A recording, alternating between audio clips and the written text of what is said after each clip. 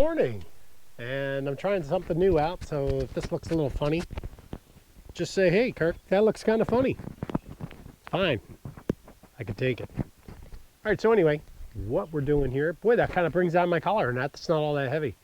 Hey, so anyway, testing out a few new things here. I got a new mic, and I wanted to see if I'm able to kind of like walk around a little bit and still have the camera work with me, so I can kind of have like the freedom of not having to carry the camera around everywhere I go. Getting ready for Lake Sagandaga. Sagandaga. Say that 5 times fast. 5 times. Sagandaga, Sagandaga, Sagandaga, Sagandaga, Sagandaga, Sagandaga. Okay, anyway. Went fishing with the old man, and we have had a few things we had to fix. One of them is a leader on one of my rods. So I thought before I get going, I'll get it fixed up here, have it right here. And I need to put another leader on this line. Had some pretty nasty breaks. Actually, I'm seeing some pretty bad shreds on one of the lines here anyway. So that's what I'm going to be working on. Besides the whole idea of, you know, ouch, taking a video, I wanted to make sure that these mics were working. So, and I got some new skizzers, so I want to see how those are working. So let's cut those off. Oh, sharp. And we're gonna take out some of this old, frayed up line. And we're putting a new leader on here anyway, so I'm gonna get rid of a lot of this line and get some fresh braid besides. So I get to that point right there. Just so happens that I got an overlap right there, and I think we're gonna go right to that overlap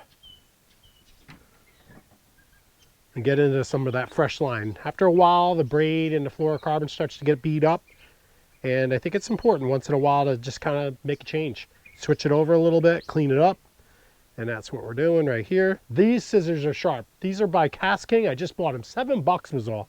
Comes with a nice little clip, and you can, guess you put that around your neck if you want. But yeah, $7, not bad. $7, not bad. All right, so we're going to throw some fluorocarbon on here. This is usually something I usually set up as a sinker.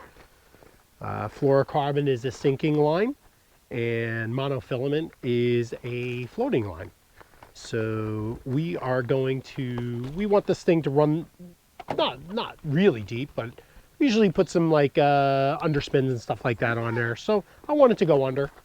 So we're going to use fluorocarbon. And as I said here, we are tying an Alberta knot. So if you've not tied an Alberta knot, I'm going to try to show you how to tie it. And by no means am I an expert. So basically what we're going to do is we want to just basically create a little loop, really simple. Going to have a tag end come out here. That's a little long. All right. And then what we're going to do is we're going to take our braided line, and I usually will come down into the loop. So you're going to come down into the loop, and you're just going to pull a little line to the side there.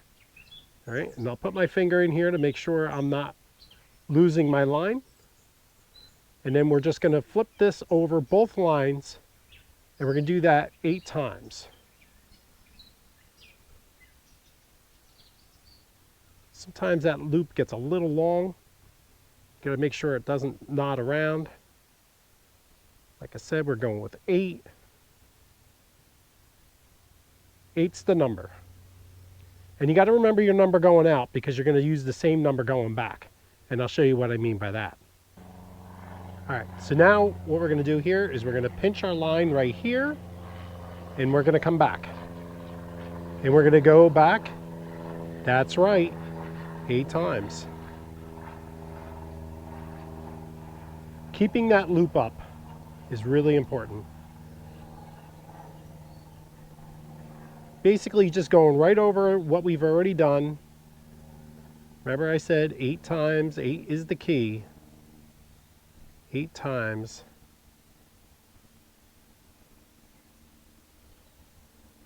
And that's 8.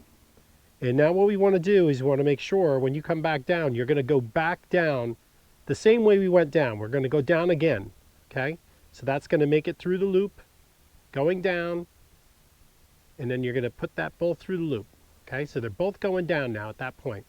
So what you're going to do is you're going to pull them tight, going to dampen it. No one likes this, but this is part of it. Just want to dampen that a little bit.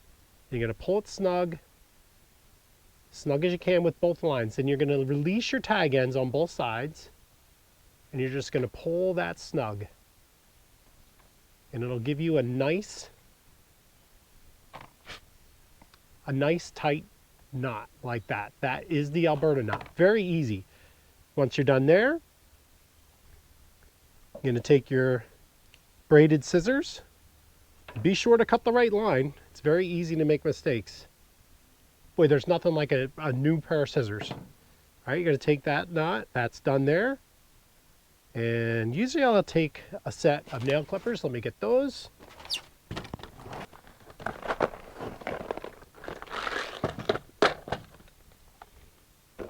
Baby nail clippers are usually the best ones.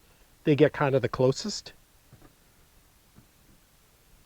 So you're going to get your tag end, and you're going to just go right up to that edge.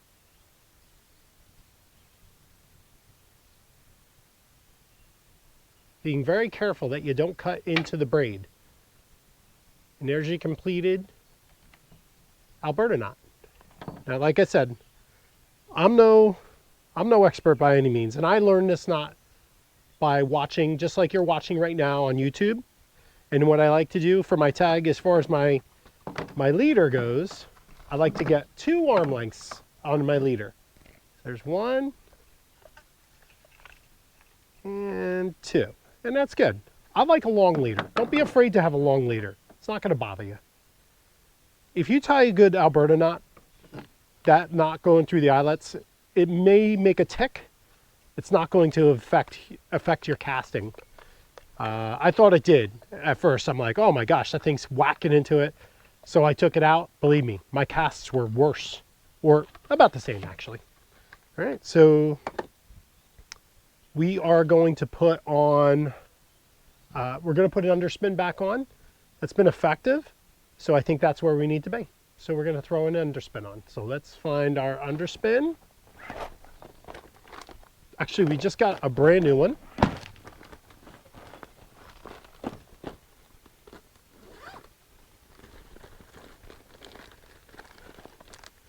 I like running these with some smaller baits.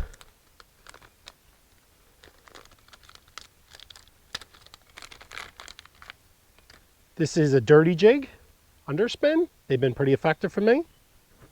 So I like using things that I have some success with, don't we all? So let's get this tied on.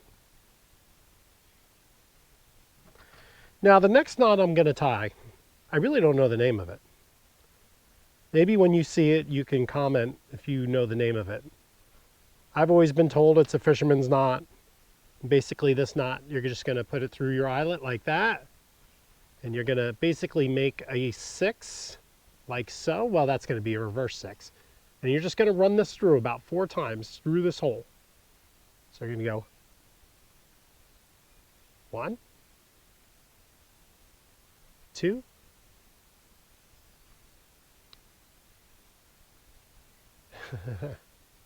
try it, 3, and 4.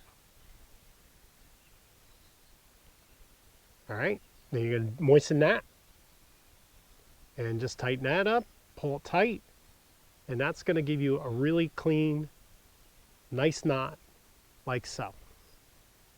And we're going to clip that out. These scissors are nice. And there is your knot. Okay.